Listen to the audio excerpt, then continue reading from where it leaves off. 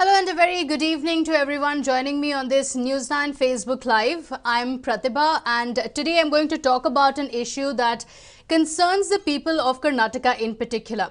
Well, this is a larger question of democracy as well. Several questions will come to mind, similarities in the other states as well. But more importantly, in Karnataka, this is a plot that's known all too well to the people of the state because we've seen it time and again. And there's a saying that uneasy is the head that wears the crown, and it couldn't be truer for Chief Minister B.S. Yediyurappa. Yet again, after a few months, he faces the very difficult decision of a cabinet rejig, a cabinet expansion or a cabinet reshuffle. These questions itself have been doing the rounds. Chief Minister Yediyurappa has to decide. He, of course, cannot take the decision by himself and will have to get a nod from the High Command, after which the cabinet expansion will take place. But, an ideal situation would be to see who would be appropriate for which ministry, see the qualification and have them for the job. But unfortunately, that's not the situation, at least not in Karnataka, where we are seeing that caste equations, the party loyalty, how much the person is responsible for ensuring that the BJP government is in power, these are the factors that really decide whether you are a part of the cabinet or not. Now, yet again, the Chief Minister faces this problem of too many people to consider but very few posts. Who is he going to decide on? Is that going to be an easy decision? And yet again, is this a decision that will decide the fate of his government? These questions is something we'll address. And apart from that, the murmurs in political circles of perhaps the second trouble for Chief Minister B.S. Yediyurappa. That is, the BJP looking at perhaps a leadership change. Now, there are speculations that there could be a leadership change in Karnataka, but that's easier said than done. And the BJP will have to look in at various factors. Even though the party might be hoping that perhaps after the Bihar elections, there could be a change in leadership, it's not going to be easy. Here as well, there are many claimants to the post. It's a tough decision for the BJP to take because this is going to be a very crucial decision. The last time the party tried to have another leadership apart from Yediyurappa, it did not work out well either for the party nor for Yediyurappa as well. So what's it going to be this time around? To discuss more on that, political analyst Professor Chambi Puranik joins us with his insights on the subject. As of now, of course, these are mere speculations, but there's no smoke without fire, and often every time there are speculations, there is a wee bit of truth to it as well. Professor Chambi Puranik, many thanks for joining us on this broadcast. Yediyurappa finds himself in this quandary yet again to decide on who will be a part of his cabinet. There are several names, some of them, and the most prominent ones, of course, being the rebels, because they are the reasons why Yediyurappa is in power. He has given his word to them, so he needs to be, ensure that they are a part of his cabinet. But on the other hand, there's another issue of a few BJP loyalists as well who are going to be upset. So who is it going to be? Well, look, as you mentioned, Yediyurappa has a tough challenge before him, not for his chief minister's post. That point I think we'll touch upon little later. Yeah. Now, right now, North Karnataka people are more disgruntled than the deserters and who joined and who are given some posts, and some are in the waiting. But I think, Mr. Yediyurappa has successfully convinced the High Command that there is a need for a minor kind of expansion. I would, the word you use, rejig. Rejig will be, I think, a bit risky for him, because supposing he drops 4 or 5 ministers, but I think more than 1 year, their performance and all that, because of COVID and other difficult, challenging times, yes. I think it will be very difficult for him to rejig. So reshuffling could be, a little later, I think High Command must have, he has met Prime Minister after 6 months. After that, he has met Mr. Nadda on the advice of Prime Minister and all that. So therefore, to take a clue from your point of view, I think 2 of the people who are prominently loyal to Yediyurappa and also need to be accommodated because of the interest of the party and also kind of stability of his ministry. That is Shankar and MTB Nagaraj. These are 2 names, hot cases, which I think are going to be inside when it is expanded. Out of 6, it seems. My guess is they say it is 5. I would say 4 people. Okay. But among the loyalists, the people from North Karnataka, there are claimants. Like Umesh Katti, Yes. Limbavadi, and then that Irani is there. And of course, Even CP Ethnal, Baswaj Ethnal is also a former minister in the center and MP and all that. He's a very popular leader. So these are the people who are to be there. Out of that, the Lingayat quota will be perhaps 1 or 2 only. Other than that, the MTB Nagaraj and others, they have to be given.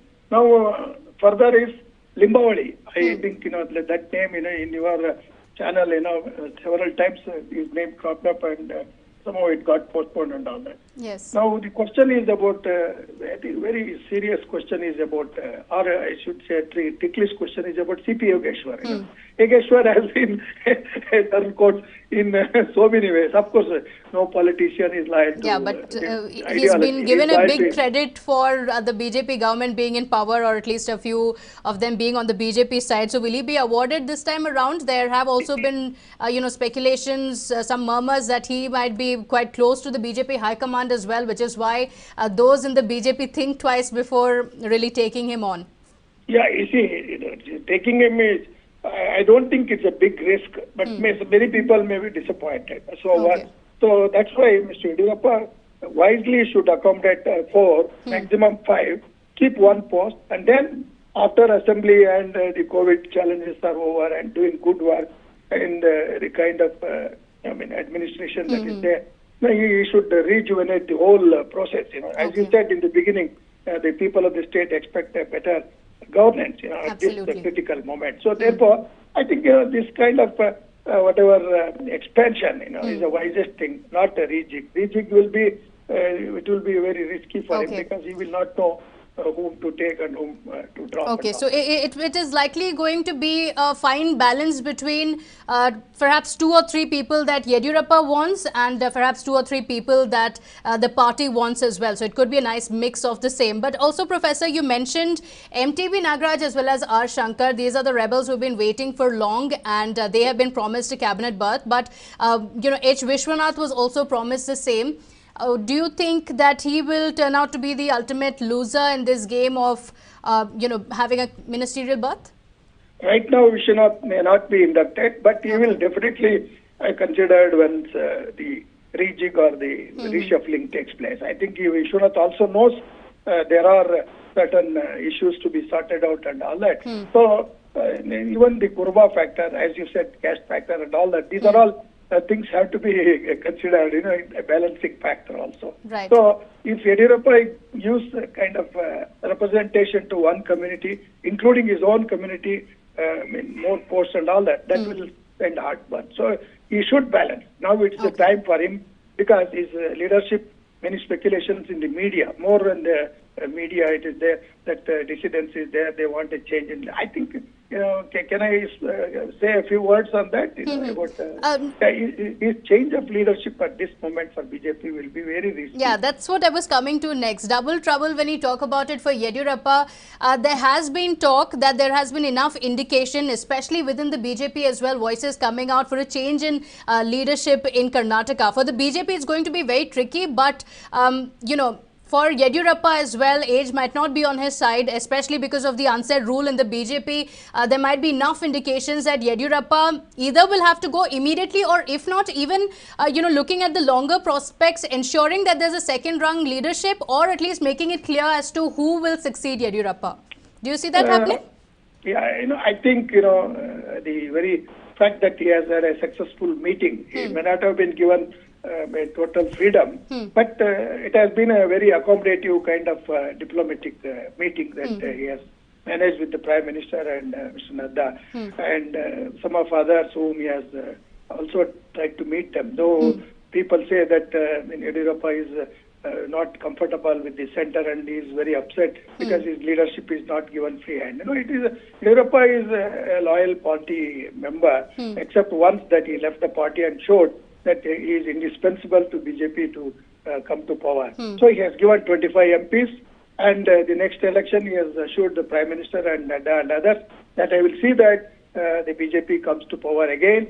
And then, maybe after 2 or 2.5 years or so, I think right now they will not take that risk of changing him, because the alternative leader or face, not necessarily from Lingayat community, but one who is acceptable to all the sections, all the regions, all the factions. I think they are all not in that kind of level to match Yediyurappa. Yediyurappa is, a big leader. He was a former. So you'd say a leader like Prahlad Joshi or Jagdish Shettar might not have the kind of mass appeal that the BJP is really all these people have been experimented. Jagdish Shettar, Sadananda Gowda, and many others. I think even Lakshman Saudi as Deputy Chief Minister has not been in a position to show that he is going to be a good alternate leader for Yediyurappa or for that community. So forget the community itself, the state itself. The BJP depends on a kind of mass leader. And where are the mass leaders in BJP? They are all faction leaders. So how do you go? So just like Modi at the center is indispensable to keep the BJP government performing and going ahead. I think Yediyurappa has, with all his, the only problem for will be that his son's role in the present situation. Many people pointed out that he is interfering and all that, but he is also vice president. I think, Mr. Yediyurappa, if he tries to keep the family away from the government decisions and the impressions or rumors. But sometimes, what happens, even a small thing can be blown out of proportion also. His son's role, that can happen to anybody. Siddaramaiah was there, his son Rakesh was named.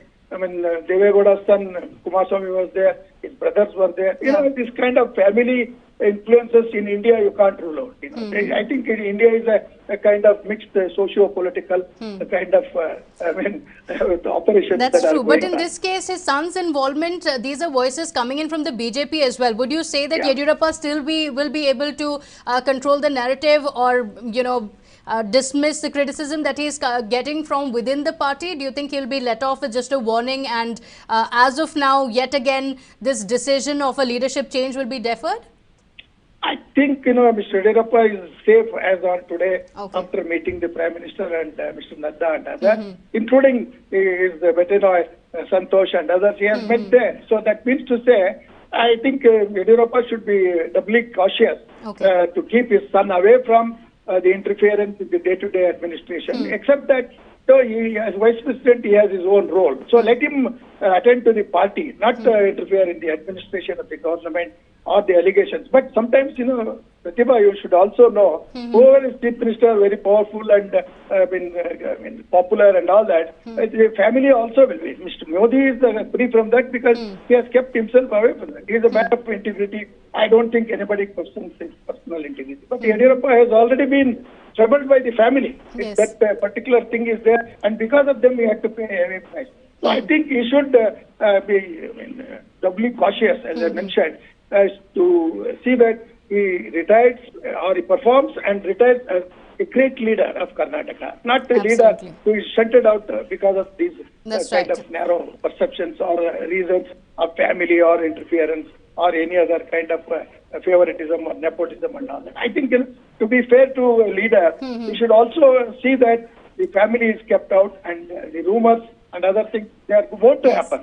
So I think it is a kind of a risk that he has to take. But that's better to see that a clean and good administration without favoritism, nepotism, and his own son also should know that he has a future. He is still young. He should not be shadow some more time to go. Just like that. See, many people say he is the shadow chief minister and all that. That kind of speculations or allegations, should be wiped up. The responsibility is more on Mr. Yediyurappa than by critics. Critics will be there. They will criticize for a small thing and blow it out of proportion. Opposition is also there to take cudgels on that. So I would say the more greater responsibility is there on Mr. Yediyurappa to give a clean image, which he should refurbish and retire or perform as a great leader of Karnataka, like the earlier famous well-known chief minister. Absolutely. This is his golden opportunity to ensure that he leaves behind a legacy that he wants. All right, Professor Chambi Puranik, many thanks for joining with your insights on the subject. Of course, for Yediyurappa, this is the kind of trouble that he has seen before as well. He has faced several challenges of ensuring that he gets it right with the cabinet rejig, ensuring that the rebels are pleased, and so are the party members. So yet again, can he sail through? This time around, he has the added trouble of also ensuring that he continues with his leadership, with questions being raised on his son's involvement, many even calling him the super CM, saying he's overly involved in the government. There are several questions to be answered, but Yediyurappa has sailed through such troubles and criticism before, and he will be hoping to do the same yet again. Thank you so much for watching this video. Do let me know in the comments as well what you think on whether Yediyurappa will get it right or not, or do you think Karnataka has had enough of this cabinet Nataka that has taken place way too long, and it's time that the government gets to functioning and actually looking at who are the ones who are qualified for the post of the ministries in the state. Thank you so much for watching this video. Please stay home as much as you can. Take care. I'll see you in the next video.